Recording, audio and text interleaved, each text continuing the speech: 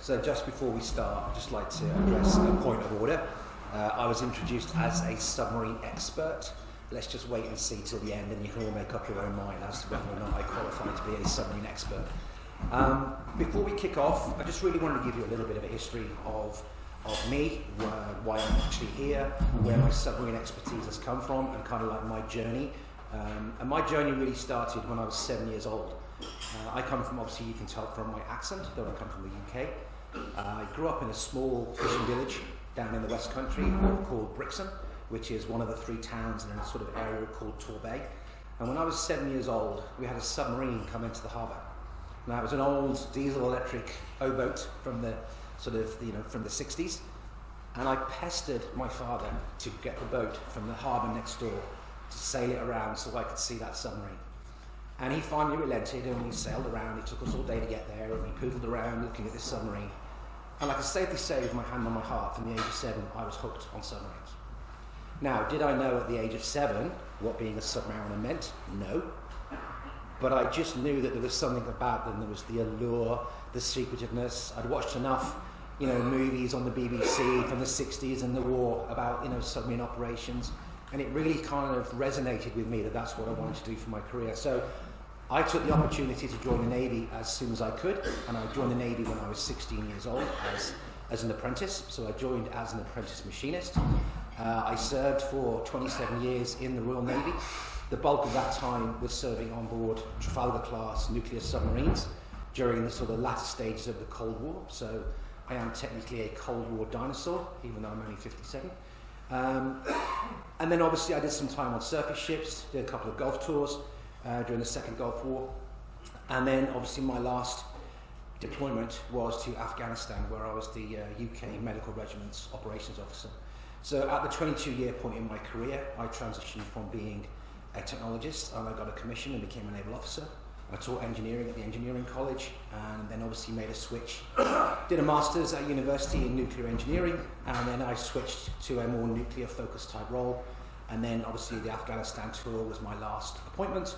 And when I came back from that, that was a life-changing experience, if I'm brutally honest. And when I came home, whilst I loved my career, my wife had actually had enough of being a single mum. So she was like, well, she respected what I do. She said, look, I don't want to be a single mother anymore. I've been on my own for the last 9.5 months. And by that stage, I'd done pretty much everything that the Navy had to offer. I'd done submarine service, I'd served on surface ships, I'd operated in a green environment, working with the Marines and the Army. And the only thing left to do was to learn to fly, and I'm blind as a bat, so there's absolutely no way that was ever going to happen. So it was a good time to leave. So that's what prompted me then to come to Canada. I applied for a job with Babcock Canada, and I joined Babcock, for those of you who are familiar, and we'll talk more about it as we go through the presentation. Babcock Canada were given the VISC contract, the Victoria In-Service Support contract, back in 2008. And obviously, again, we'll get to the sort of Victoria class, previously Upholder class. I spent 8.5 years with Babcock. My last 2 years, I was their company chief engineer, and I ran the design agency, which was the most senior engineering position in the company. And at that point then I thought, I knew what was coming with regards to new generation of submarines. At that point I didn't know if Canada was going to be involved in some way of assembling submarines or partially assembling submarines. So I thought to myself, I need to get some shipbuilding experience. So I knew a few people at Seaspan over in Vancouver, and that's why I then worked at Seaspan for 4 years. 3.5 years of that, I was the company, their chief engineer for the Joint Support Ship Program. So up until Christmas last year, the year before, I got the ship in the water, and then personal tragedy within my family changed my perspective. And then in the May of that year, Seaspan were very gracious and allowed me to take voluntary redundancy. And at that point then, I established my own consulting company. And as you can see from the name, it comes to be SWC, Submarine Whisperer Consulting. I have to give my wife the credit for that name. I didn't actually think of it, she did. Which is interesting, bearing in mind she's an artist and has absolutely zero engineering acumen by her own admission. But she thought of the name, and I was thinking, does it sound a little bit gimmicky? But everybody that I have spoken to thinks it's a great name, because it says on the tin what I do.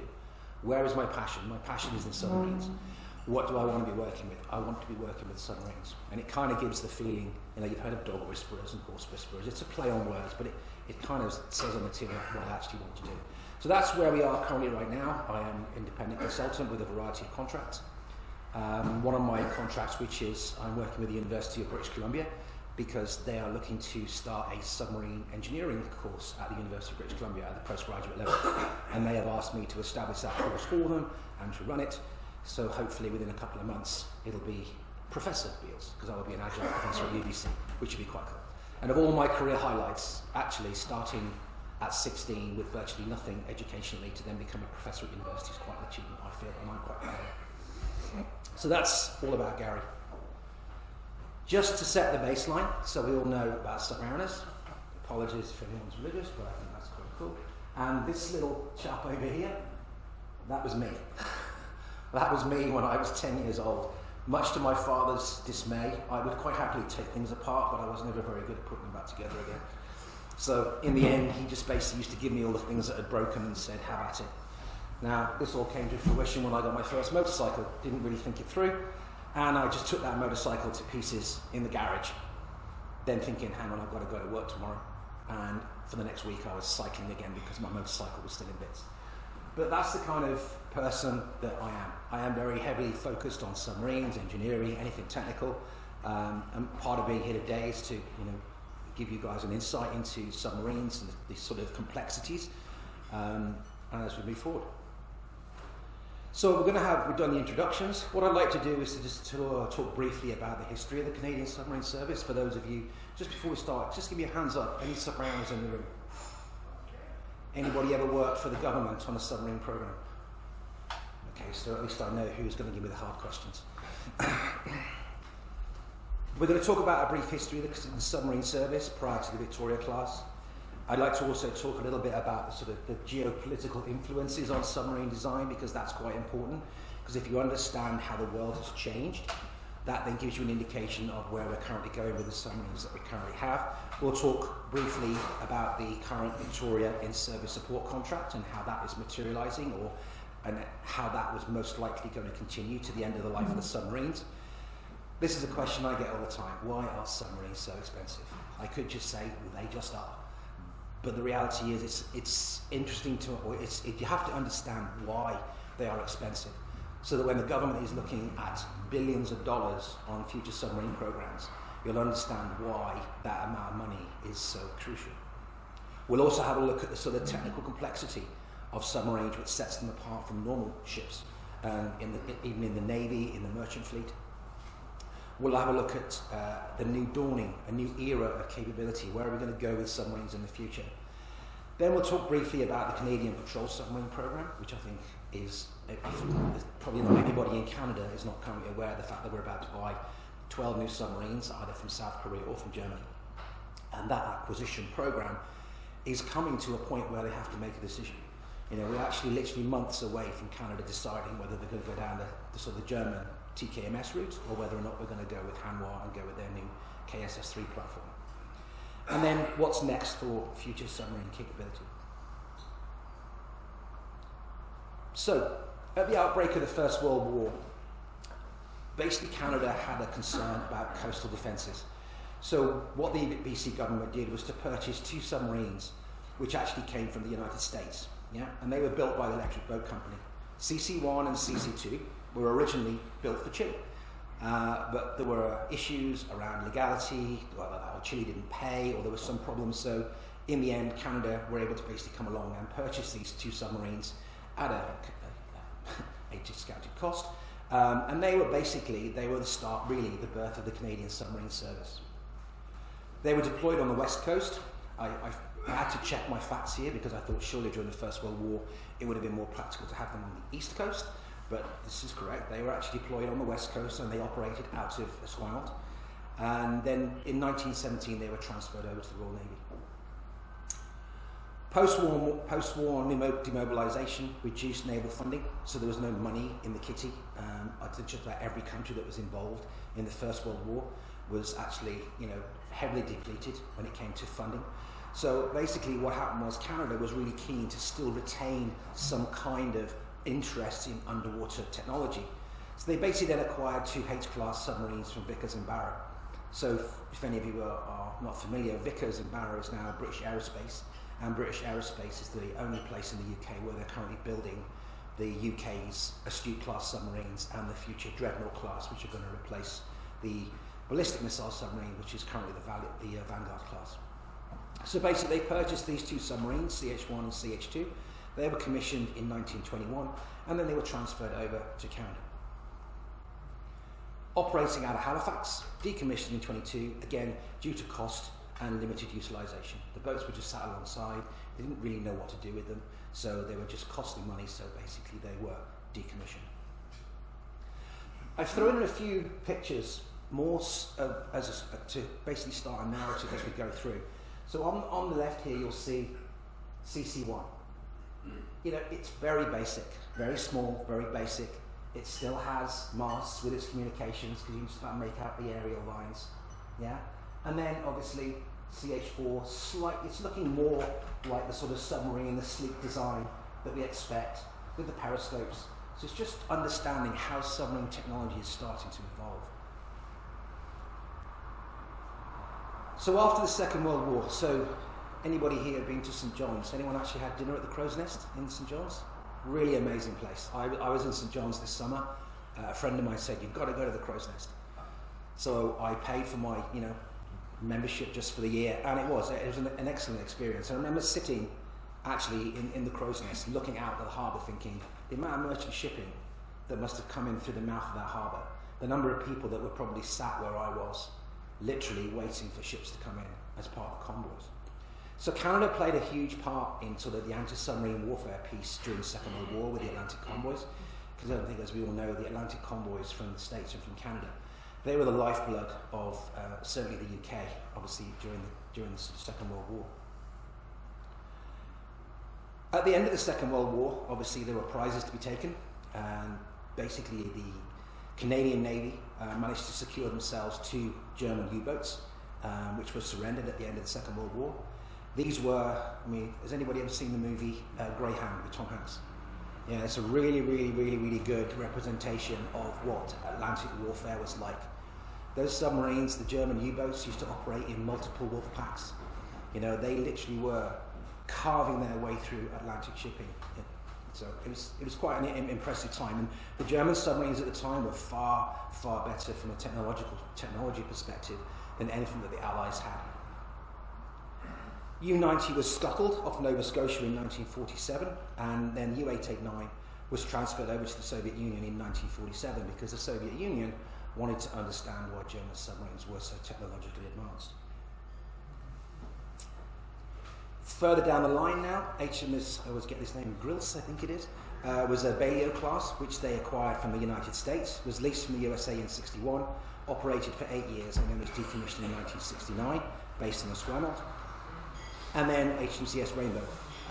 She was a Tench class, purchased from the USA in 68, and then again she operated for 6 years and was decommissioned in 74, again based in Esquimalt. So again, let's put these pictures up again just to give us a rough idea. You're starting to see a change now in how submarines are designed.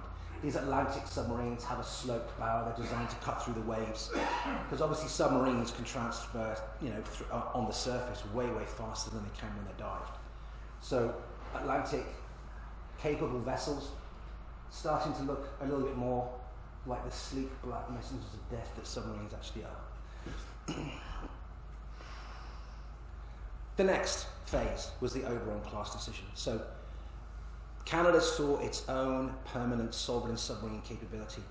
And at the time, back in the UK, we had a fleet of Oberon class submarines, 27 in total, based all over the UK in a variety of submarine squadrons, also abroad. And we sold 3 of those Oberon classes to Canada. And they were based in an East Coast squadron. Now, the early O-boats really were the backbone of the UK's sort of involvement in the Cold War. We had a small fleet of nuclear submarines, but the main backbone was actually, was delivered by the Oberon class. So the thing about the Oberon class was they had a great range, very, very quiet, and they could actually stay submerged for longer periods than any submarine previously. So Canada purchased the Ojibwa, Onondaga, and the Okanagan. Commissioned in 65 to 68, these were a proven Cold War asset, and due to, again, as I said previously, due to their endurance and operational and quietness.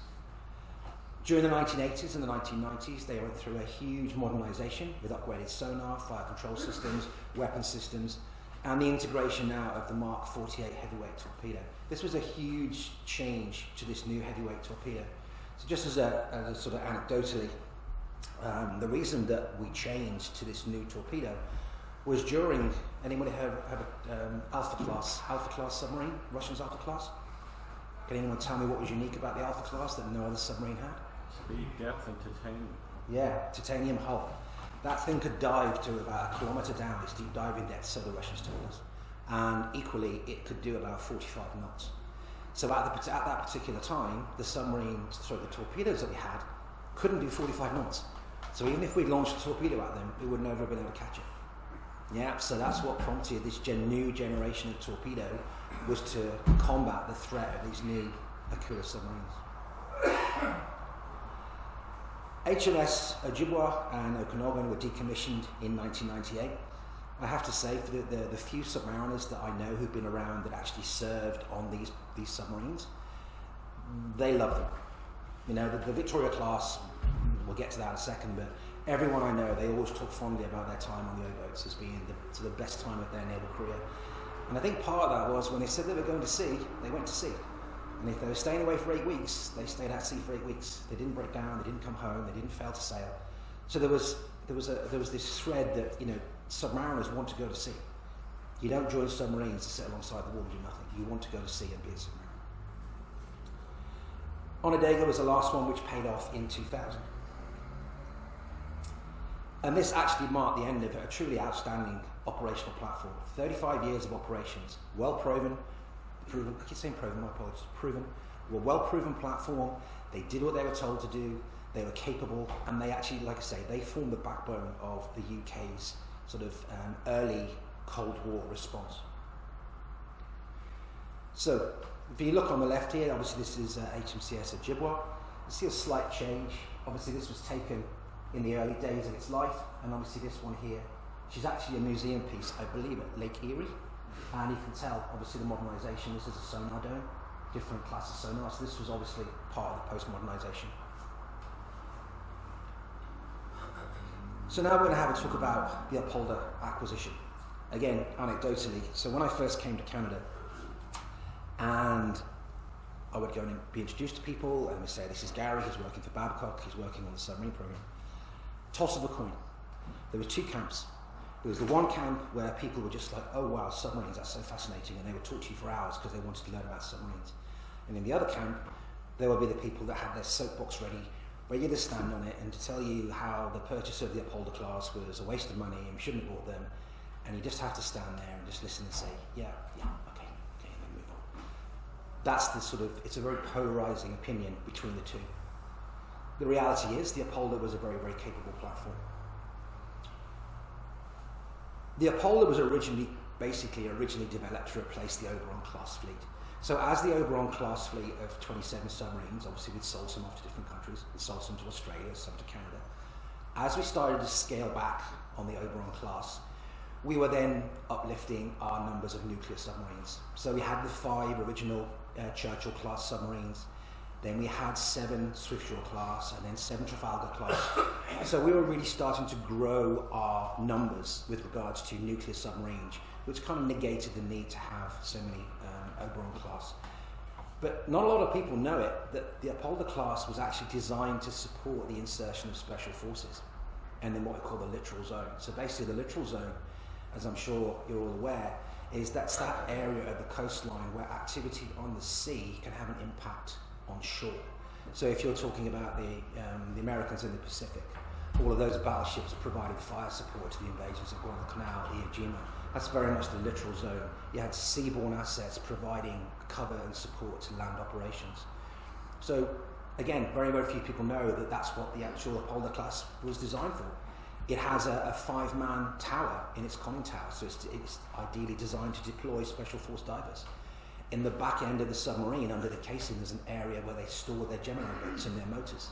There was even a catchment which you could rig on the upper deck, with little stainless steel stanchions that stuck out with a wire going around, so that when the submarine surfaced, you would have two boats with a rope across the front, with a silent light stick or some kind of illuminated device just offset by one boat's length. The submarine would surface, would sail towards the light, and then the boats would just do this, and then the submarine would surface and capture the boats. I have actually seen it done on a nuclear submarine where the guys were doing the exercise and they tied the light in the middle. So as the submarine came up, the two boats went like that, and then they all went. So I've physically seen that done. Literally expecting there to be a surface followed by a man overboard, which of course on a nuclear submarine is actually quite dangerous because they have propulsors. So if you get sucked into a propulsor, you're not coming out very well the other end. So is anybody here not familiar with the difference between a propeller and a propulsor? So a propeller, usually 4 or 5 blades, doesn't have a shroud around the outside. All first-class submarines in the UK are built with a propeller initially. Those propellers obviously don't need to be a controllable pitch because submarines are fitted with steam turbines which can go in both directions, as opposed to modern ships like the Joint Support Ship and frigates that have gas turbines and diesels that can only turn in one direction. So obviously the shafts turn in one direction, but that allows you to go ahead in the stern by turning the pitch on the blades. But on a propulsor, you have usually, I can't say how many because it's secret, you have a number of rotors and stators. So the stator is a sort of converging shroud at the back of the submarine, and inside that is the actual blades of the propulsor. And it acts a little bit like a jet. It's like a jet propulsion. So all submarines obviously get the propeller initially, and then obviously after second class get the propulsor. During the mid-1980s, and I say this sort of time frame is quite relevant, so during the mid-1980s a decision was made that they were no longer going to support the diesel fleet with engineers and technologists. Now the reason I know this is because, as I said right at the start of my presentation, I joined the Navy when I was 16 as an apprentice, and my apprenticeship was 4 years shore-based and then obviously 4 years at sea.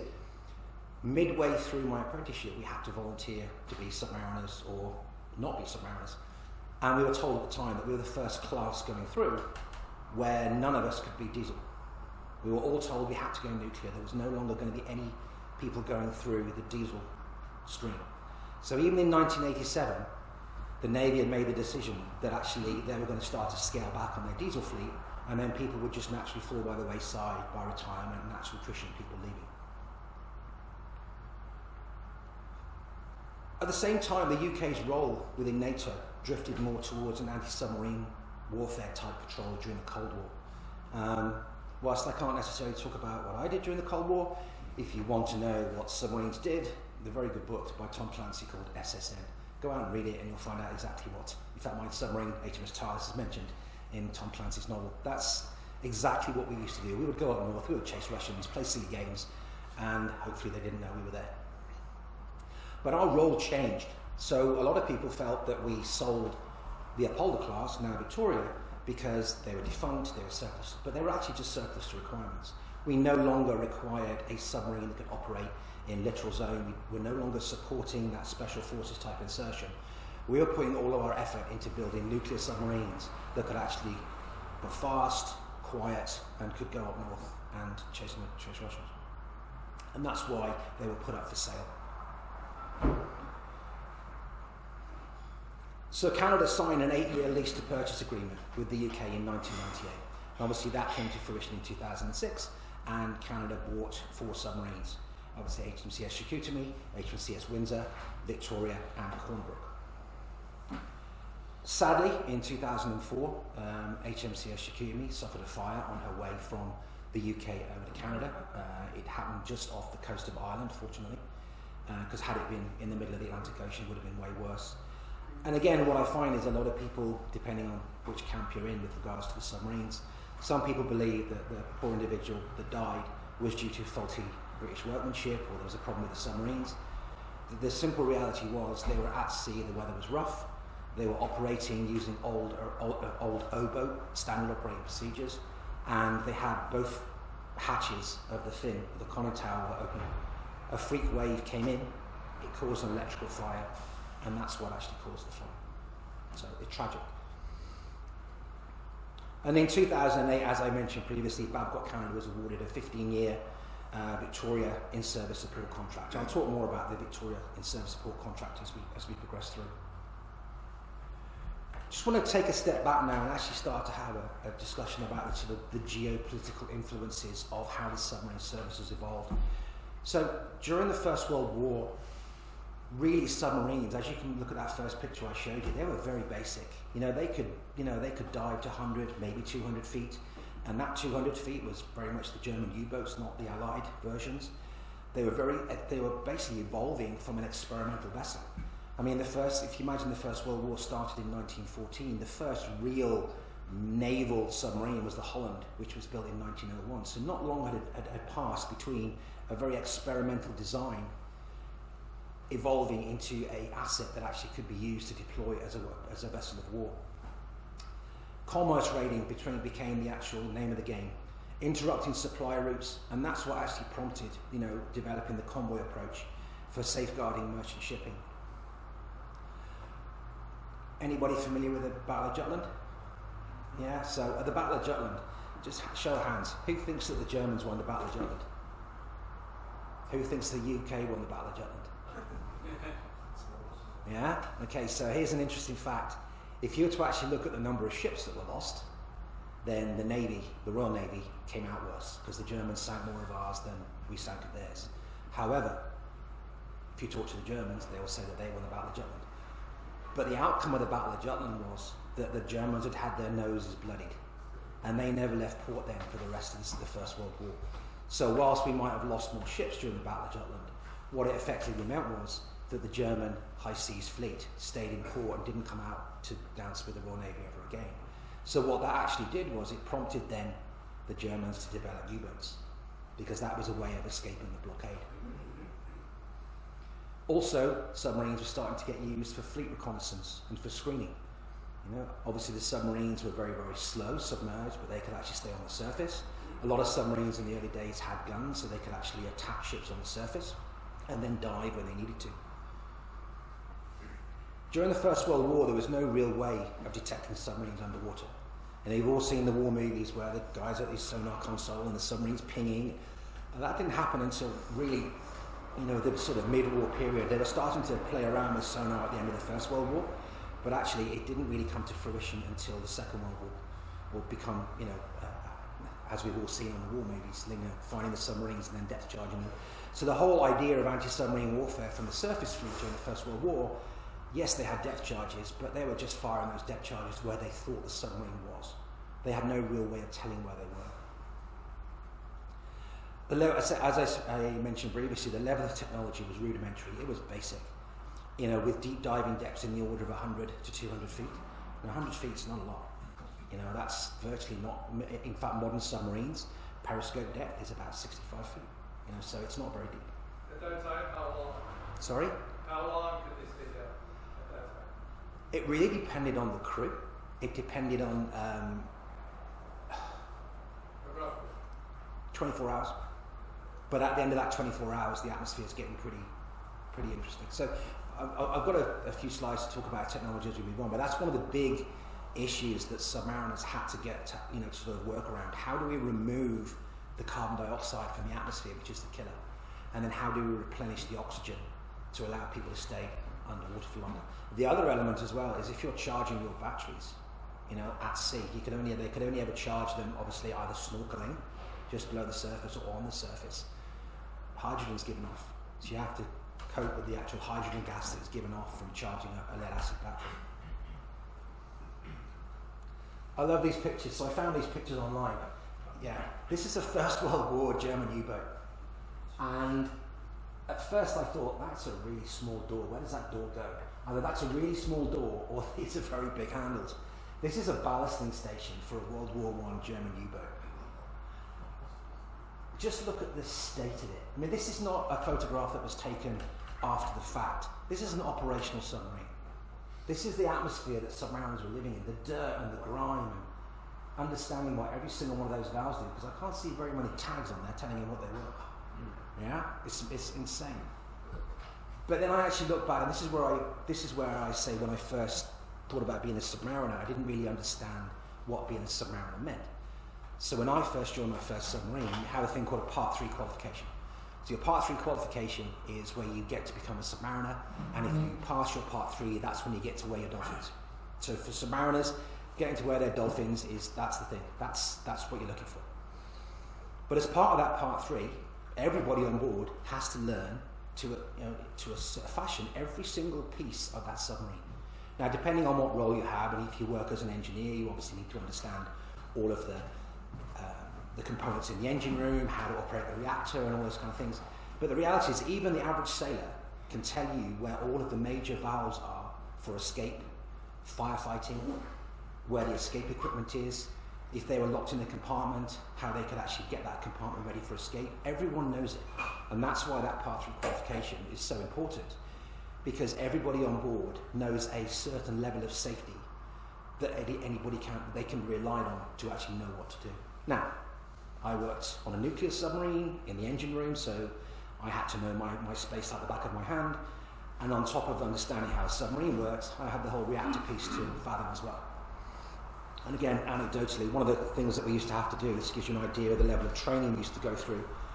One of the things we had to do every 6 months was they would take us to the front end of the submarine, put a breathing mask on our face that was blacked out, and then we had to make our way back to the reactor compartment and then physically touch the valves that we needed to do to make the reactor safe in the dark. And we did that every 6 months. That's the level of training that we actually went through. And even to this day, if I was to go back to a Trafalgar class submarine, it's been maybe 20, 30 years since I was on board, probably take me a week and I'd be qualified, because I can still remember where every single one of those bloody valves are. I just can't forget it. I want to forget it. And my wife's just like, why can't you just forget it? I'm like, I can't. Just physically can't do it. So, World War II. Again, submarines were still being used as surface raiders, and a lot of the submarines now had artillery pieces or waterproof versions of long-range guns that they could actually use to sink ships. But obviously what then prompted it is they then moved into, as anti-submarine warfare technology evolved, and it was previously called ASDIC, became then sonar. As that started to be deployed amongst the ships, they actually started to then think about how do we make these submarines better. So what you started to see in the Second World War was the integration of the sensors and the command systems, basically incorporating the full combat picture, radar, passive sonar, electronic support measures. So again, you've all seen the war movies. When you hear that submarine pinging, that's what they call active sonar. If you use active sonar, everyone knows where you are. So then there was an evolution in this passive sonar, where they're actually using hydrophones to listen and actually listen for the noises that the submarines were making. So I've done this with all 4 of my sons. I take them to a swimming pool, and I set the alarm off on my watch, and they're at the other end of the pool, and I tell them can you hear my watch? They can't hear it. And I tell them to go under the water, and I put my watch under the water, 25 meters away. They can hear my watch alarm clear as a bell. And straight away you understand sonar technology. There's water, sound travels through water. So if you can hear underwater, and you can hear the enemy before they can hear you, then you have the combat advantage. And that's what submarine warfare is all about, is using that capability to have the advantage to detect the enemy before they detect you. Again, I've mentioned briefly about the Wolfpack tactics. This was huge during the Second World War for the Germans, and actually it accounted for millions and millions of tons of Allied shipping.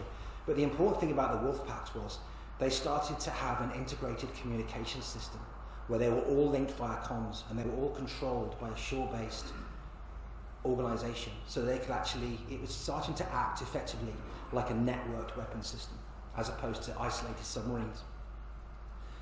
Again, anti-submarine warfare technology increased, with sonar, air cover, forcing submarines to adopt a more streamlined approach. They were looking for submarines that actually could dive deeper, quieter machinery so they couldn't be heard, and more advanced damage control and escape requirements. Believe it or not, people did actually escape from submarines. There are survivors. And I know when I was in my early sort of days in the Navy, we used to host the old submariners comrades in the base I was at. And these guys are all gentlemen of your age, and they would come in and they have a few rums, and these guys had actually escaped from submarines. The reason that they were there is because they actually had escaped from a submarine. And they talk about it, oh, when I was on the so-and-so and we sank off Crete and had to escape. It just blows your mind that these guys actually went through this and escaped. And some of them had escaped from 2 submarines. So I would suggest that guy buys a lottery ticket, because these guys really, you know, they were a great bunch of guys, if I'm really honest. Sadly, few of them are still with us. And basically, what we also came up with now was, because previously when submarines were dived, they were limited on their speed and their battery capability. So what we started to see in the Second World War was an increase in the speed that these submarines could actually maneuver. So even when they were dived, they had the ability to escape and evade the ships on the surface. And it also started to see an expansion in the roles. You started to see submarines being used for intelligence gathering, as well as special forces insertion and for mine laying. In fact, some submarines were designed, certainly in the UK, their sole purpose was to deploy mines. So again, you have to excuse me, but I've just dragged myself into the 21st century, and I've learned how to use artificial intelligence to create pictures. So I really have gone to town on AI. And I particularly like this one, because this is, if you've done your job right, you know, if you've done your job right as a submariner, you get your torpedoes away before they even hear you. Yeah, that's what submarine warfare is all about. So, again, slightly different. This is inside a World War II U-boat. When I found this image, I actually thought this was something they'd done because it's a museum piece. But no, that's how they used to come out of the Bremen shipyard. Subtly different. And here on the, we'll see it, but on the right here, you're starting to see submarines that actually have proper consoles. It's starting to look a little bit like modern day submarines, and this is at the end of the Second World War. Birth of the nuclear submarine. Again, AI, love it. Depending on what your views are about how nuclear weapons were deployed during the Second World War, there's an inescapable outcome from what actually happened, was that they unleashed the power of the atom. Yeah, nuclear power was now on the grid. How do we now take that power that the Manhattan Project had basically identified and actually test it? Because let's face it, Hiroshima and Nagasaki, they were used as testing grounds for 2 types of different bombs. The bomb in Hiroshima was a gun-type bomb with uranium, and the bomb that was dropped on Nagasaki was a plutonium device. So they were used to test the technology. What's come out of that then, obviously, is how do we harness the power of the atom to actually enable submarines to stay at sea longer? So that then was kind of like the birth and the research. Then we started to get into nuclear submarines. So the propulsion has now, again, shifted from the sort of diesel electric to the nuclear side. So again, I'll throw it to the stage. Does anybody know how or what the difference is between the uranium in a submarine as opposed to the uranium that you find in a normal nuclear reactor? It's used for heating. Sorry? It's used for heating. Yeah, so Creating steam. that's right, for creating steam. But in order to, if anyone's ever been or seen a nuclear power station, they are huge, immense buildings. The reactor is it's huge, probably bigger than this room. Yeah, and the reason for that is because they use uranium, which is only enriched to about between 2 and 3% in the control rods. Whereas, in order for it to work on a nuclear submarine, you had to have a reactor that was much smaller. So actually, modern submarines, the reactor is not much bigger than a household garbage bin. But the uranium is enriched to like 98, 99%. Now, the cost of enrichment is exponential. So it's very, very cheap to actually enrich it to like 2 to 3%, which is why we do that in nuclear power stations. But on board a nuclear submarine, to get to that high levels of enrichment of uranium, to make it much smaller, you're then into the realms of that exponential curve where actually the cost is huge. And that's one of the reasons why nuclear submarines are so expensive. But they are designing submarines now where the actual reactors are in for life. The uranium is enriched to such a point where actually they don't need to change the fuel rods for the whole of the submarine's commission. Whereas about 20 years ago, when a submarine came in for a refit, it would have all of its fuel rods changed. Endurance and speed drove new tactics and offensive capabilities. Strategic defense became an issue. So most of us here have been through the Cold War. We know that the Russians were amassing a huge stockpile of nuclear weapons. We've been through the sort of, what's what I'm looking for? that mutually assured destruction piece where we all had weapons, but we all knew that if we used them, it'd be the end of the world, so nobody used them. But the reality is, those strategic weapons, there were a variety of ways that those nuclear weapons could be deployed, but one of the main ways that it's done is through submarines. So the Russians were the first to actually put weapons onto their submarines, and then the UK did with the Polaris platform, which was the same as the Americans. So in the 60s, we actually had submarines constantly at patrol, certainly from the UK. Our UK, I say our, the UK's nuclear deterrent, from the original Polaris-class submarines with the Polaris missile to the new Vanguards and the Trident missile, they have had a continuous nuclear deterrent since the start of the program. That time at sea has never stopped. We have always had a submarine at sea. So I just keep that thought in mind. In order to keep one submarine at sea all the time, you need 4. Just remember that, and we'll come to that back in a minute. So with the exponential growth of the submarine fleet, at one point, the actual submarines were claiming that they were commissioning a submarine every month. At one point they had something ridiculous like 400 plus submarines, all capable during this height of the Cold War. But what the West decided to do was to actually focus on quality rather than quantity. Stealth became a major driver in design. Remember what I said previously about if you can detect the enemy before they detect you, then you have the advantage. Sensors and combat shifted to sort of software-controlled design, heavily reliant on the assimilation of combat data. So now we're getting to a point where we have submarines where they're taking in multiple pieces of information, all being managed by one combat system to provide firing solutions for torpedoes and other weapons. Weapons and mission capabilities have also evolved from just torpedoes. So if you look at the last 20 to 30 years, certainly in my time in the Navy, when I joined submarines, the only weapons that we could deploy were torpedoes for anti-submarine warfare or for ships. We had the Harpoon missile, which we could launch to attack other ships, and we could lay mines. But during the sort of the Balkan conflict, what you saw a lot of was Tomahawk missiles being used, Tomahawk land attack missiles. We've obviously seen pictures of Tomahawk missiles going down the streets of Baghdad or down this, during the Second Gulf War. So the capability of submarines changed. So whereas when I joined, we had a certain operational profile that we chased other submarines, usually up north, other contemporaries in my submarine sort of contemporaries, they were going down to the Mediterranean and actually launching weapons like Tomahawk missiles to support activity and operations in the Balkans. More recently, non-nuclear submarines have made a bit of a renaissance, and we'll talk about that later. So what has happened now is people have realised that nuclear submarines are really, really expensive. And unless you've actually got the economy that could support it and you have the mission profiles to warrant it, they are looking for submarines that have kind of the nuclear endurance, but without the nuclear option. And that's why we've got into this sort of development to this air-independent propulsion system. And we'll talk about that a bit more in detail. And then, obviously, we're shifting into a new era of autonomous vehicles. The conflict in Ukraine has shown that actually you can have the best tank in the world, but a $5,000 drone can ruin your day. And that's where submarines are, I think, going to be going in the future, is we will see, and British Aerospace in the UK have a project right now, a program, where they are developing autonomous vehicles that can deploy sensors, sonar equipment, intelligence gathering, that are unmanned. And one of the high-level requirements for the CPSP program for Canada, for the Canadian Patrol Submarine, is the ability to launch and recover autonomous vehicles. So they know they want to be able to do it at some point, they just don't know what that capability is currently. Remember what I said? Yeah? That's a Typhoon at the top, and that's a Trafalgar class at the bottom.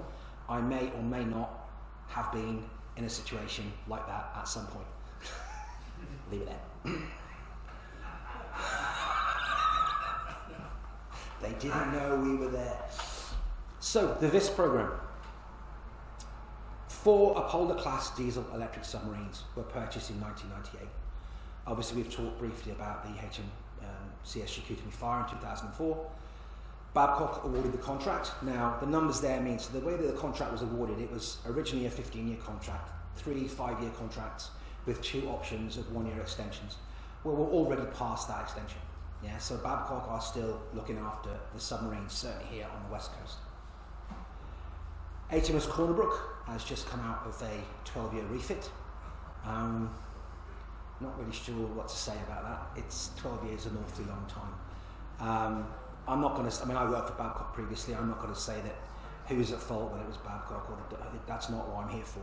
But the reality is, what that's proven is Corner Brook had a few defects. She also came in with the front end of the submarine had been caved in because she hit a sea mount at 200 meters, which didn't help. So the whole front end of the submarine had to be rebuilt. Then they have a phrase: she was driven hard and put away wet. So when I arrived here in Victoria in 2012, that year Corner Brook was delivered to us and put on blocks on the dockside. And she was left there for like 15 months before we could get her into the refit facility because Shikoutimi was currently in refit. I mean, you'd walk on board the submarine and look in the ballast tanks, and where the zinc anodes used to be, there'd just be a brown stain. There wasn't even the actual stud left anymore. It was just active corrosion everywhere. And when Corner Brook came into the refit facility, is everybody familiar with the arrangement of the dockyard here in Victoria? So in the dockyard, obviously down in the Squimalt, you have the main naval dockyard, which is on the far side of the seawall. But obviously there's the public sector, the public, the nation owns the land. Public Works owns the land. And we have what's called a purpose-built refit facility. So it's just a big dog kennel, a large building that they put the submarines in. And what they do is when they put the submarines in there, they use one of Seaspan's ship lifts, usually the Careen, which comes over from Vancouver, and they lift the submarine out of the water, they park it alongside the jetty, and there's a company called Mammoet who do a lot of heavy lifting, and they use these hydraulic lifting wheels, and they literally drive the submarine. It's quite cool to watch. There's a guy literally with a joystick and a box walking behind the submarine as they drive the submarine down the jetty. In actual fact, my last job at Seaspan with the Joint Support Ship, that's how we launched the Joint Support Ship. We used just about every single hydraulic cradle we had in North America that Mammoet owned, and they literally drove JSS down the jetty onto the Careen, and then the Careen went away and floated off. So that's how they do shipbuilding. The other factor that impacted Corner Brook's refit and the length of time is they blew one of the ballast tanks. So they overpressurized the ballast tanks at the front end of the submarine, caused a whole bunch of damage. A lot of the work that had been done previously to fix the front end of the submarine had to be redone. The other portion of it is these are very, very small submarines. They're very, very small. You can only do so much work at any one time. If you put any more than, say, 25 to 30 people on board that submarine working, you can't move because there's so little space. So scheduling is a major issue. Scheduling the work in such a way that people can work together in the right order. Because literally, I would even say 25 is pushing it. You put more than 4 people in the engine room, you can't move. So it's not like a ship of JSS's size, the Joint Support Ship. At any one time, there's 500 to 600 people on JSS all working because it's such a huge vessel, and you can actually do that. You can't do that with a submarine. That said, 12 years is still too long. HMCS Victoria is currently in refit here in Victoria, again between Babcock and Seaspan. HMCS Windsor is currently obviously over on the east coast in Halifax, and obviously she is having her refit done by the Fleet Maintenance Facility. And sadly, HMS Shikoutimi is not going to sail again, which really breaks my heart, to be honest with you, because when I came to Canada, I worked on Shikoutimi after her fire, and we got that boat, and that boat was in a better condition when she actually came out of Babcock's hands and went to sea than she ever was in the UK. And unfortunately, I don't know why, lost an understanding of the configuration of the platform. It's just going to cost too much money to recommission Shikoutimi. So sadly, Shikoutimi will never go to sea again. But she's most likely going to be used as a training platform because they can still run the diesels, operate the system, and she just can't go to sea and can't dive. After Victoria's and Windsor's refit, there won't be any more refits. So the submarines then will be then pushed to end of life until the new submarines are delivered either from Germany or from South Korea. So basically the VIS program itself, the Victorian Service Support Contract, was one large, all-encompassing contract. Yeah, it was awarded to Babcock Canada based on their experiences from supporting the UK submarine fleet. That's why Babcock got the contract, because they could bring their expertise. You okay, my friend? You good? No, don't worry, I'm sure you're okay. So Babcock got the contract because they said that they had all this experience from the UK. And I was one of those people that came over I left the Navy and I came to Canada for that very reason. Team Victoria. So there is a contract currently between the 3 main players in the sort of submarine program. You have Babcock as the prime, you have BMT, who are again another Canadian company, and C-SPAN. Obviously, C-SPAN provide the workforce here in Victoria, Babcock are the prime, so they provide the engineering element, and obviously B&T assist Babcock with the engineering piece. There's a huge engineering component of this program. So, design agent. Has anybody heard of the phrases design authority and design agent? So the design authority is always going to be Canada. So currently, Canada is the design authority for the Victoria-class platform. But part of this contract was they understood that they didn't have the expertise that they needed to execute the work and manage the design. So that's why they employed Babcock as the design agent. So the agent is acting on behalf of the design authority to maintain the submarine's integrity, maintain its design intent, and to execute work and make sure that the submarine is safe to go to sea. But there's a huge, this is just the engineering portion of this contract. This doesn't talk about things like warehousing, because all of the submarines' warehousing is done either on the East Coast or here in Victoria. So there's design agent, there's the engineering change, development and implementation. That alone is a huge undertaking, because before you do any type of engineering change, you have to do some kind of impact analysis of what that change is going to do. And in most instances, usually, that sort of impact analysis forms part of the solution, or the decision-making process as to what the solution is going to be. Integrated logistics support, obsolescence management is huge. These submarines were designed in the 70s and built in the 80s. You know, some of the companies that actually built the parts for the submarine don't exist anymore. Yeah, and some of the components on board the submarine, some of the ferrous and non-ferrous components, some of them can't be bought anywhere else than the UK because they're proprietary. And obviously systems integration. Systems integration again on the submarine is huge. So systems integration isn't a case of I'm going to take a box and put it on the submarine. Systems integration is usually I have a system A and a system B, I put them together and they produce system C. There's a whole integration piece, certainly in the combat systems world, that requires expert knowledge to actually execute them and test them. Now when I actually found this one, I had to double take because I thought he looked a bit like Premier Doug Ford, and I thought I wouldn't put that up there. But he doesn't look like Doug Ford, so I think I'm okay. He's worried about bridges right now. He's worried about bridges, he doesn't care about submarines. So yeah, this is a question I get asked all the time. Why are submarines so expensive? They are. And that's why, unless you're prepared to put the money in, don't play. Don't be in the submarine game unless you are prepared to go the whole hog and go that extra mile and realise that this is going to be an expensive enterprise. So where do I begin? I think I've already given you an idea. It's even looking at that German U-boat. This is a complicated, integrated, spatially constrained bunch of systems that all have to work in a very, very constrained tin can, effectively. Safety critical certification and insurance. We'll talk a little bit about the sort of SubSafe program in a second. But the paperwork behind submarine certification is a huge cost, people effort to get it to keep it in place.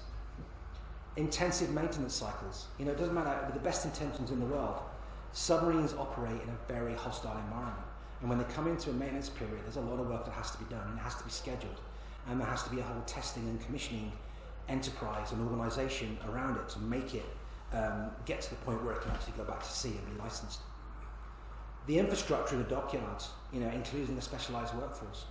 So, has anybody ever heard of the Coles report? Anyone ever heard of that?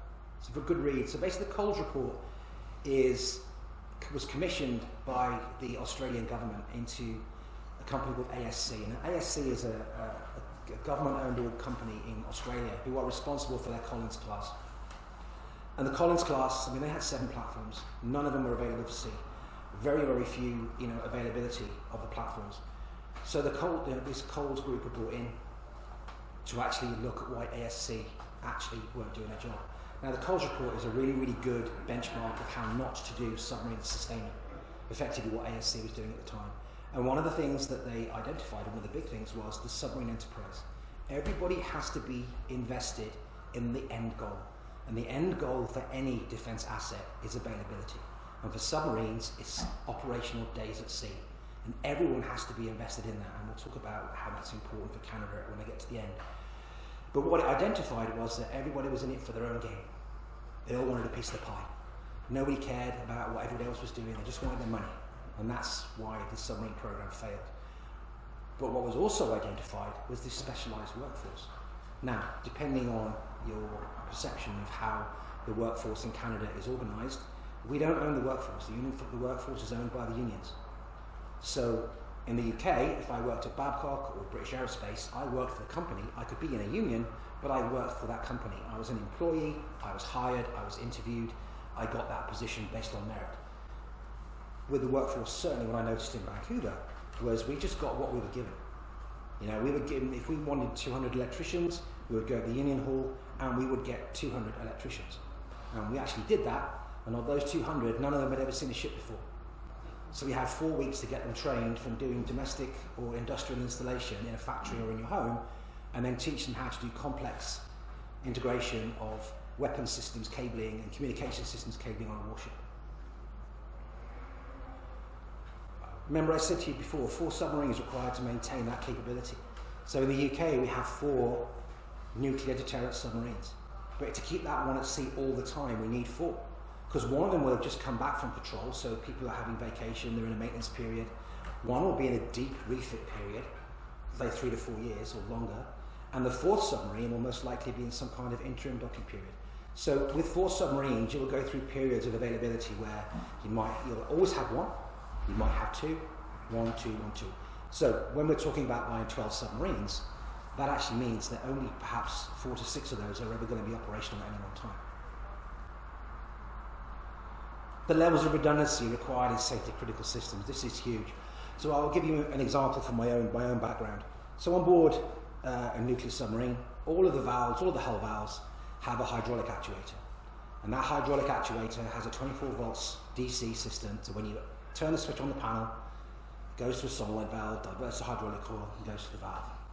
That 24 volt system is grade 1 and grade 2. Grade 1 for major safety critical and grade 2 for the next level down. So that level 1 system is supported in redundancy by the level 2 system. If the level 2 system fails and the level 1 system doesn't have its power, we have an emergency battery. That emergency battery has another emergency battery. And then if all else fails, you have hydraulic accumulators on all the valves, so you can go down there and press a button and the hydraulic oil will actually operate the valve. And if that fails, you've lost electrics, you've lost hydraulics, you can physically go down there and operate the valve with your hand. So that's 5 layers of redundancy on safety critical systems. Yeah? It goes way, way above and beyond what you would expect to see in classification society rules. I mean, there are some pretty demanding classification society notations like RP2, DP2, all this kind of dynamic platform, but none of it comes anywhere close to the level of redundancy and safety that's required for a submarine.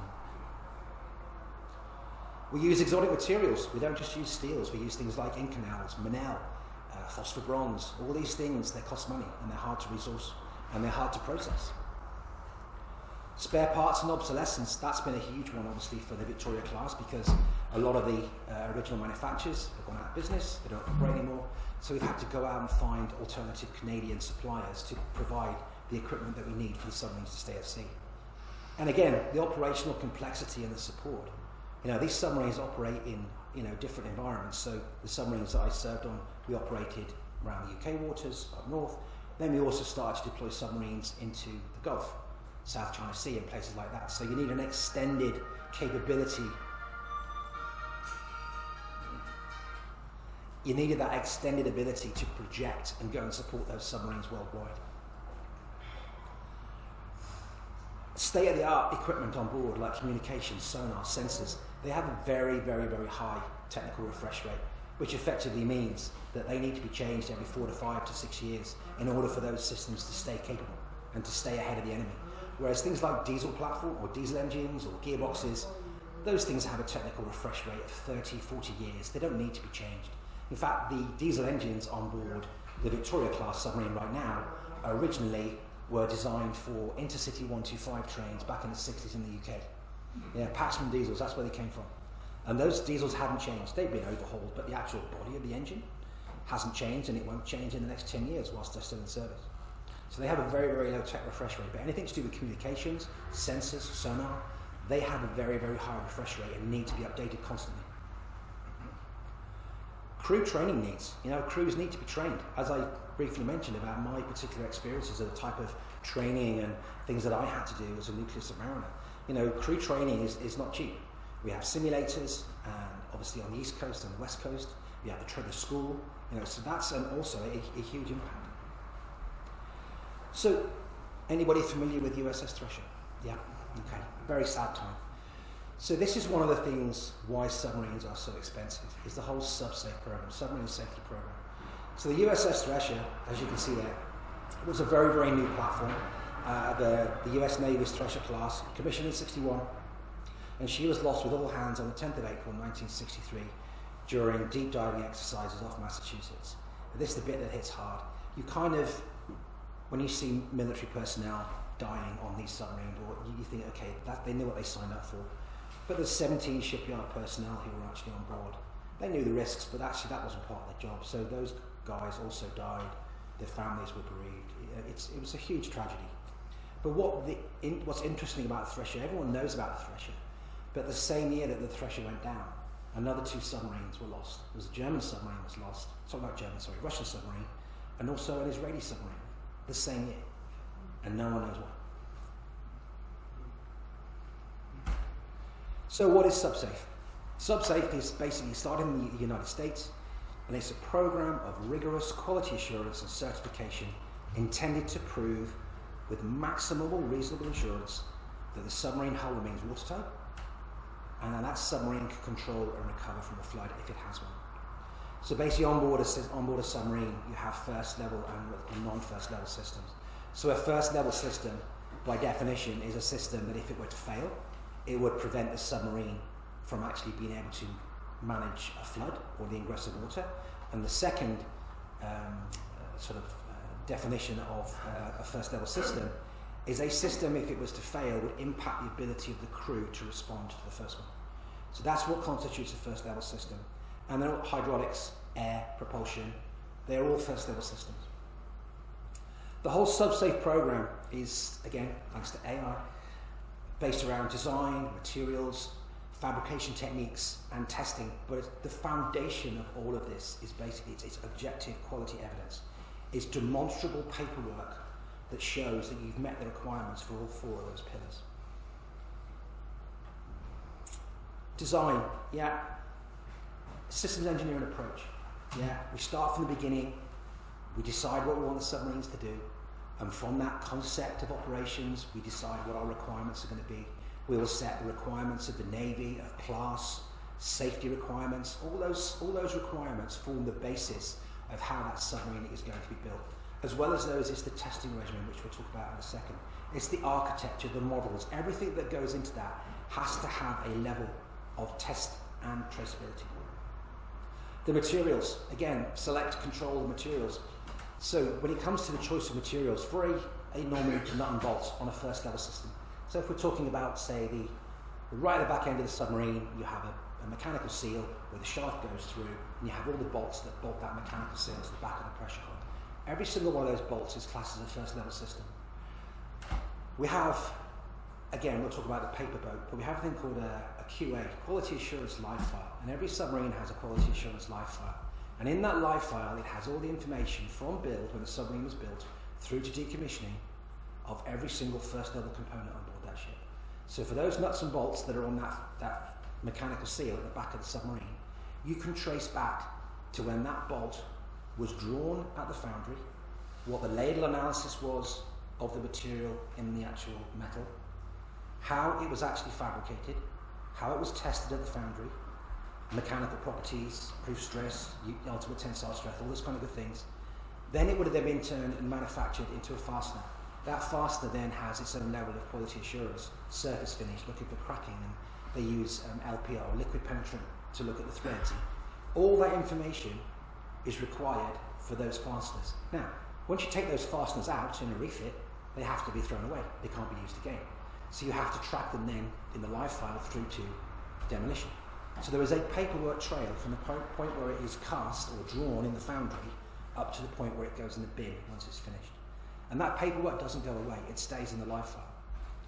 So when I was working at Babcock Canada and we moved our offices to our offices at Uptown, we had to have a structural engineer come in and make sure that the floor was structurally sound to take the weight of the filing cabinets for the live file.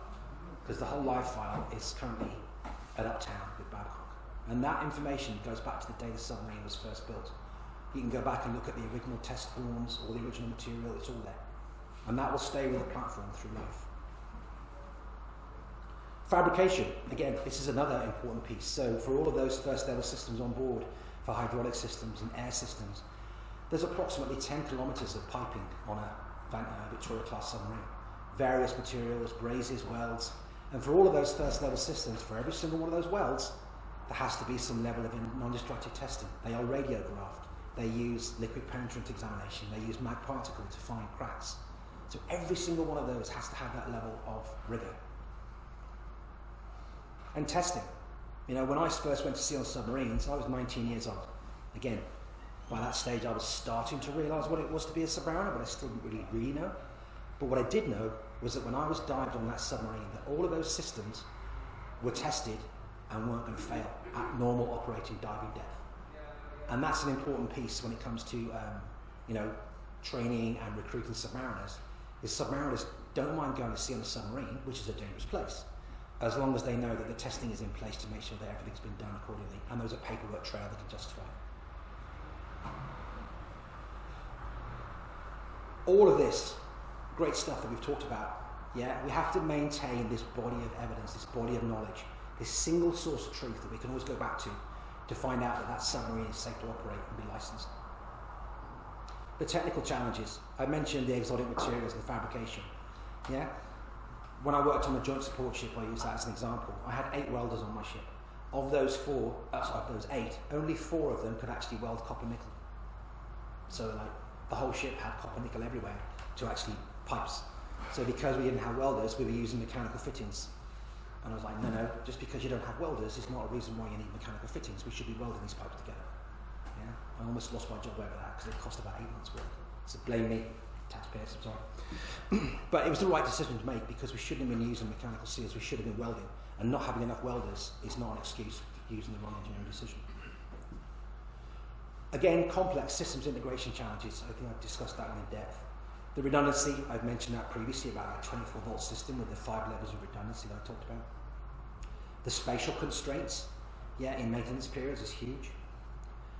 This is another one, you know, managing the atmosphere at sea. So this is, the reason I bring this in is because previously on nuclear submarines, one of the benefits of a nuclear submarine is they could dive and stay submerged for like 3-4 months. And the way that they did that was they could produce their own water and they could produce their own oxygen. So they produced oxygen through electrolysis. They would break down seawater and use the oxygen and either pump the hydrogen over the side or burn the hydrogen in a specialized burner. Which was interesting, because sort of late 80s, maybe the early 90s, there was these rumours going around that the Soviet Union could sniff hydrogen in the water. So all our submarines were going around pumping hydrogen over the side, and we promptly stopped pumping hydrogen over the side and actually started burning oxygen candles rather than producing oxygen. It actually came to fruition that it actually did happen. Quality assurance live file and maintain the paper boat. We have a phrase in the submarine service, when you get to the end of a maintenance period, it's not just the submarine, the boat that has to float, you also have to float the paper boat, because there's a huge paperwork element that has to be carried out for every single piece of work that's been done on that submarine. The testing and commissioning is rigorous, and it's a huge intensive exercise. Again, and obviously it's also about an integration piece, it's testing equipment at the right time. If any of us here are project managers, you're all familiar with the phrase, the critical path. So there's always a critical path of systems. If you want to turn the shaft, you don't just turn the shaft. There's a whole variety of systems that need to be in place before you turn that shaft. So the critical path is known for turning the shaft because all the systems have to be in place. Again, hostile operating environment and corrosion. When HMCS Cornerbrook came into our refit facility in the shipyard here, I was there when they actually took the casing plates off. Because as you know, a submarine, when you see a submarine, most of what you see is actual casing plates, not the hull. The hull is a cigar tube, and the rest of it just gives it a fairness of form when it goes through the ocean. They were lifting off the casing plates and looking down on Cornerbrook.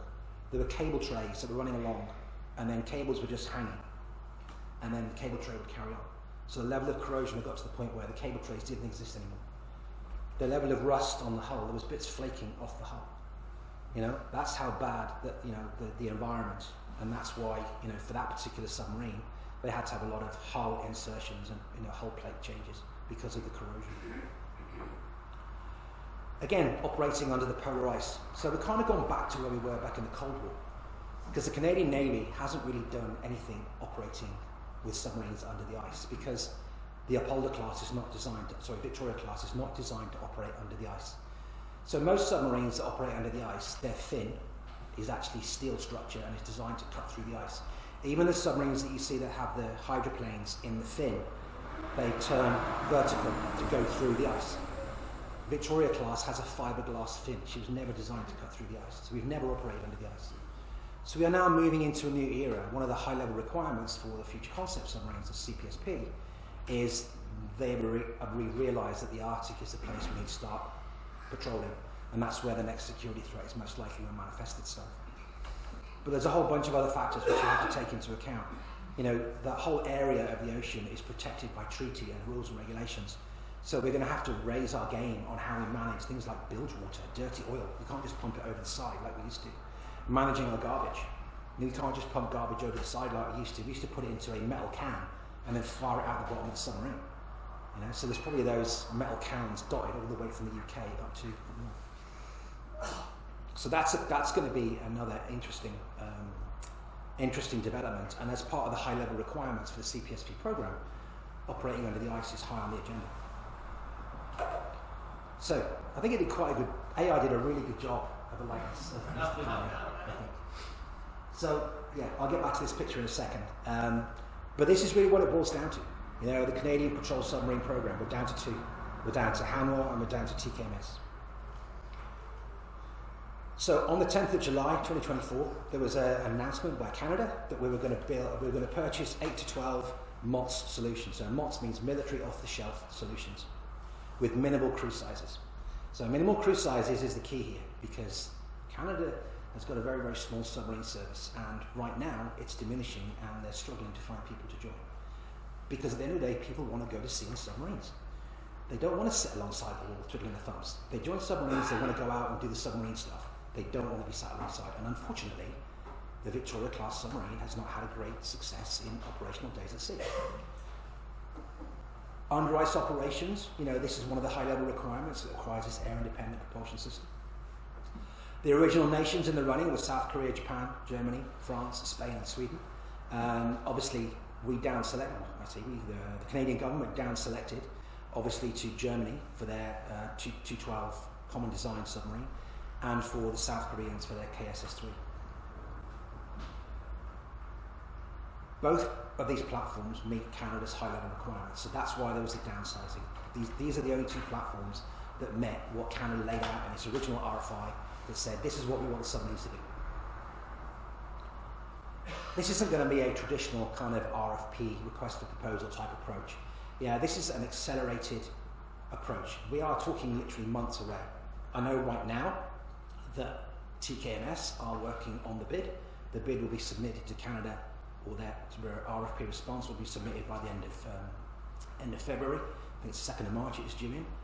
And I'm expecting at CanSec in May that they were making a decision and making an announcement as to which way we're going to go. So we're literally talking 3-4 months away. We'll have a decision on which way we're going to go. Now, that said, that moves to the next stage, which is they become the preferred bidder. It doesn't mean they've got the contract. They've still got to work out the contract. But that means that Canada has decided that, you know, providing they can work out the money and the contract looks good, that's the platform that they're going to go with. There's a whole bunch of factors when it comes to doing. Anybody who has ever worked in government procurement knows how RFPs work. They have a bunch of questions. You get scored on those questions. When I say it's not going to be a traditional RFP, that's not the approach that they're going to take. We both know that the platforms are very capable. They're very, very similar, apart from the South Koreans having a vertical launch weapon system. They both, I have a comparison table in a second. We both know that they've got the endurance, slight difference in crew. What's going to win it is going to be what is in it for Canada. So when it talks about their value proposition, is what is the value proposition going to be for Canada when it comes to Canadian businesses? And again, I must admit, at one point I thought maybe they would go with a 2-boat solution. They'd operate one boat on the east coast, one boat on the west coast. Maybe Germany one side and Hanwha the other. Because if Hanwha Ocean were on the west coast, that's Pacific, and Germany on the east coast, obviously with Europe. But Canada has made it very, very clear they are looking for a single solution, not looking for a combined effort. Again, we talked about the minimum, but this is the important part here, is minimum Canadianisation. When those boats arrive, they want them to go to sea. They don't want them to sit alongside the wall for the next 2 years waiting for this Canadianisation package, which will take twice as long and twice as much. Yes, so when these boats arrive, they will go to sea. The Victoria class are coming to the end of their lives. As I said before, Victoria and Windsor will get another refit. They will keep running until end of life. This was the high-level requirement from Canada. They wanted the first submarine to be delivered by 2035. That was the requirement. Now, Hanwha have come back and said that they can deliver 4 by 2035. 1 in 2032, 33, 34, 35. Good, but that's not what the requirement was. The requirement was to deliver 1 by 2035. So you can't discount the Germans for saying that they can have 1 submarine with us by 2035. Yeah. My own, and we'll talk about my views when we get to the end, but we'll stick to the facts. So the Canadian crews of these submarines are going to operate. They're going to train, and they're going to support the submarines in the same way that the OEM, basically the original equipment manufacturers in the nations, run their submarines. They'll do the same maintenance. They'll do the same training. They'll operate the submarines in the same way with the same standard operating procedures. There won't be any differences. There will be no tinkering of Canadianisation. We've mentioned this one previously about 4 submarines required to keep one fully operational at sea. I don't see that changing. So if we're going to have 12, then that would suggest that we might be looking at potentially a 3rd base around. I mean, Admiral Topshee, who's head of the Navy, did say that we'll have a base in Halifax and we'll have a base on the west coast, and we might look for a 3rd. So he's opened the door up to potentially a 3rd operating base. Now, I'm a particular fan of having been to St John's. I think St John's would be a great place to put a naval base because you're right on the gateway of the Arctic. So if you're operating submarines that are patrolling the Arctic, why would you not have a naval base near to where they operate? But I don't make the decision. The infrastructure piece. So if any of you have been watching the CPSP development, the Hanwha Ocean have just signed a method of understanding with, memorandum of understanding, my apologies, with PCL, which are a huge civil engineering company. And to marry that, TKMS have signed a contract with Ellis-Don. Now, Ellis-Don already have 65% of all government infrastructure contracts and all the buildings are in place. So, again, I think in that particular sense, TKMS have sided with the better partner. So, infrastructure-wise, this is what we currently have. There's an FMF on each coast. We both have a fleet technical facility. The one thing that's favourable on the east coast is they have a synchro lift. We don't have a synchro lift on the west coast, which we could do with. The only way we can get the submarines in and out of the water is by using a ship lift from C-SPAN. There's a much smaller Babcock contingent on the east coast, no C-SPAN representation, but on the east coast they do have the submarine school, which is where all submarine training is done. What we do have on the west coast is we have that Team Victoria element. We have Babcock, we have BMT, we have C-SPAN here, and obviously we have the PBRF, which is our purpose-built refit facility. So I've mentioned Babcock, key players. Babcock are the prime contractor on the BIS program, and they also have a teaming agreement in place with Hanwha Ocean. And they're hoping to be the in-service provider for the next generation submarines. Interesting, I know depending on who wins the contract, I think it will be down to Canada who decides who's going to have the in-service support contract in the future. It's all very well and good having these teaming arrangements in place, but I don't believe that Canada will just hand it over to Babcock just because they have a teaming arrangement with Hanwha. There will still be some degree of competitive bid for that in-service support contract. BMT, again, another partner with Babcock on the engineering side. The role of BMT in the CPSP program is they're acting like a tier 0, customer friend. So the BMT team have stayed out of the sort of siding with either Hanwha or Babcock, and they've basically keeping their powder dry, so that when a decision is made, they're in a position then to actually then decide what they're going to do. By maintaining that distance when it comes to awarding an in-service support or designing agent contract, potentially BMT could be a contender. But what they're doing right now is providing directly to the customer work on requirements, definition, and working with them to decide which platform. And obviously you have C-SPAN. Currently part of the Team Victoria program for doing Victoria Service Support contract here in Victoria as part of they provide the workforce and a lot of the schedulers and the project team. But they've just signed an agreement with TKMS. So TKMS are now signed up with C-SPAN to support the CPSP program. So quick bit about the submarines. Obviously, the German one. Germans building a fleet with the Norwegians. So what Germany have basically said is that the fourth submarine of that fleet would be the first submarine that would be delivered to Canada. So they've agreed that with the Norwegians. The good thing about this is the strategic partnership. Again, TKMS have done things differently. If anybody's travelled on a plane lately, when you went to the airport, how many of you saw the signs up on the airport for Hanwha Ocean, KSS3? They're everywhere. Yeah? Yeah, everywhere. I have a friend of mine, I was talking to him, and we were talking about it, and he said, well, I thought we were buying them from South Korea. I said, no, mate, it's not a done deal. You know, so South Korea have played a very different game. They have played a shows your hands, jazz hands kind of approach. We're doing this, we're doing that. There's adverts everywhere, big billboards. Whereas TKMS have been more methodical in their approach, building relationships, building partnerships. So that's slightly different to how the South Koreans have done it. The Germans are committed to integrating Canadian companies into our supply chain, which supports the value proposition. It's a proven technology. Whilst the 212's common design platform is relatively new, it is based on the design of previous proven submarines.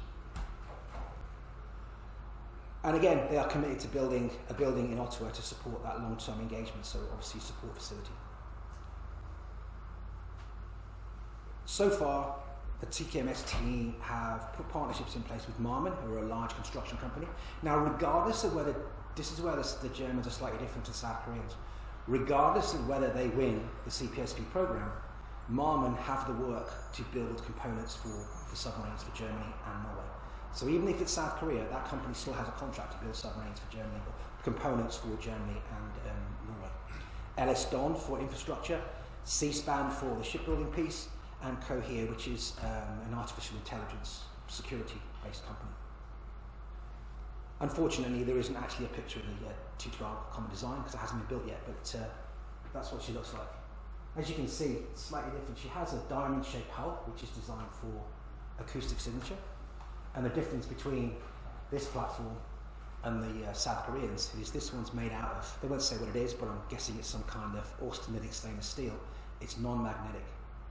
So if you know your metallurgy, there aren't very many steels that have the strength to do what a hull can do that actually doesn't fall into the austenitic stainless steel kind of. Hanwha Ocean, KS3 platform. These are links in here as well, so it takes you to the. The advantage that the South Koreans are saying is they already have a boat built.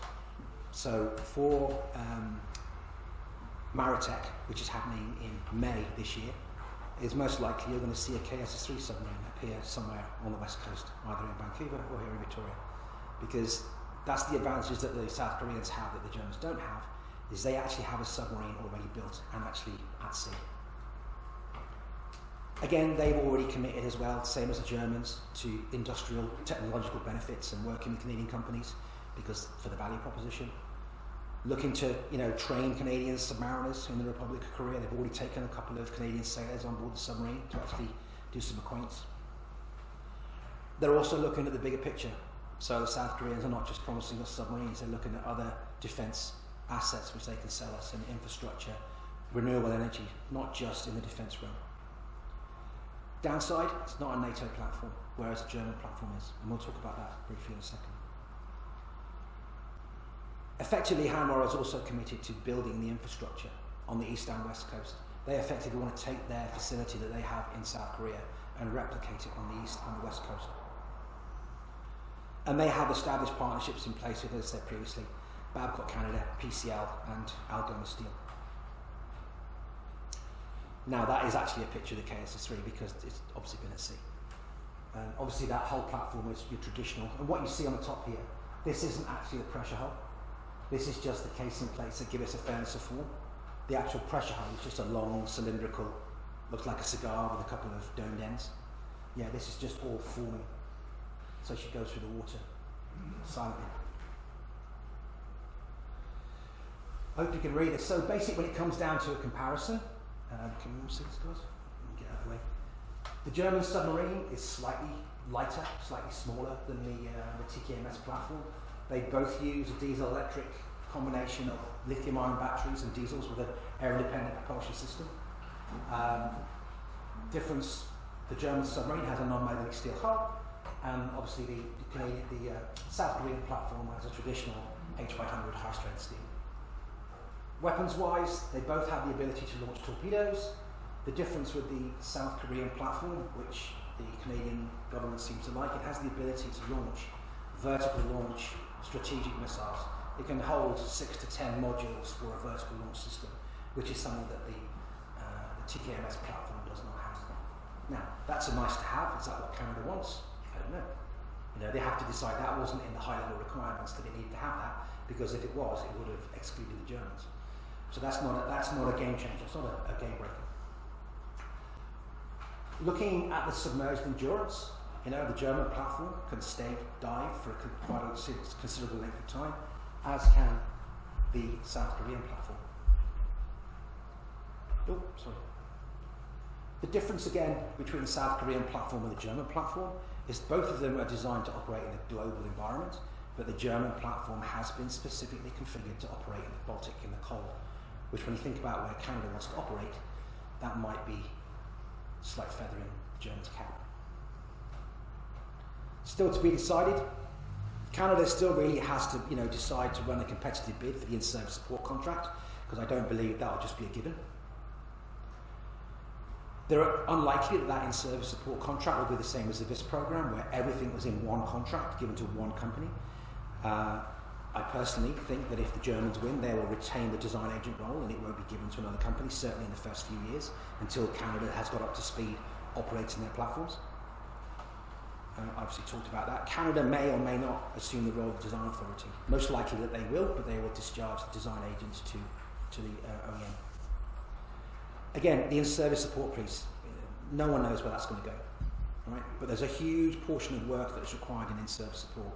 It isn't just about capability upgrades, it's the whole package. Yeah? I come back to this one.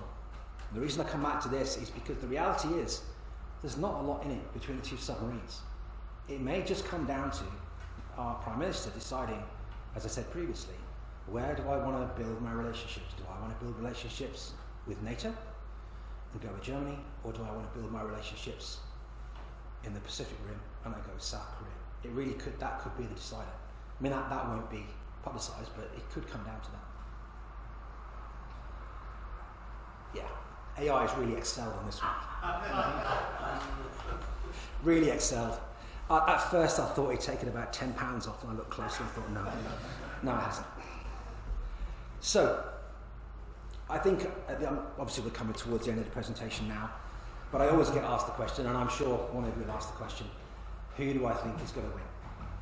I'm personally in the TKMS fence. I believe that the TKMS solution is better for Canada, building our relationship with NATO.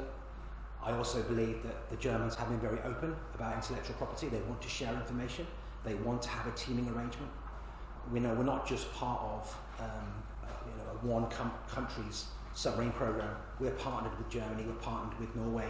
Potentially they may sell submarines to another country and we become part of a consortium.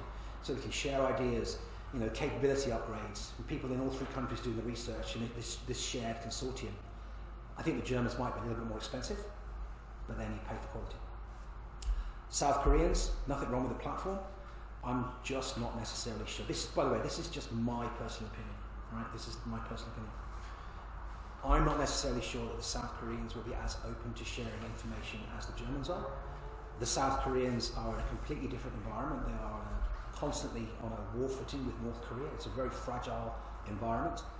They've already admitted that a lot of their supply chain comes from China, which is not a bad thing. But I just know from my time on Victoria class, we were told we couldn't procure anything from China because we didn't know if the actual objective quality evidence could be validated.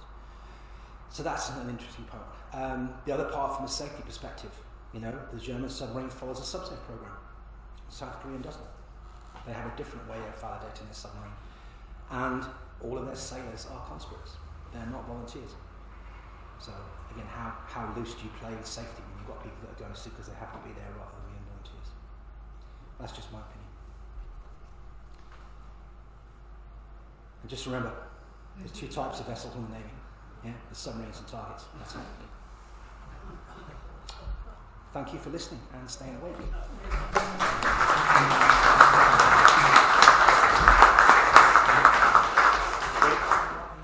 a very comprehensive and detailed briefing on submarines.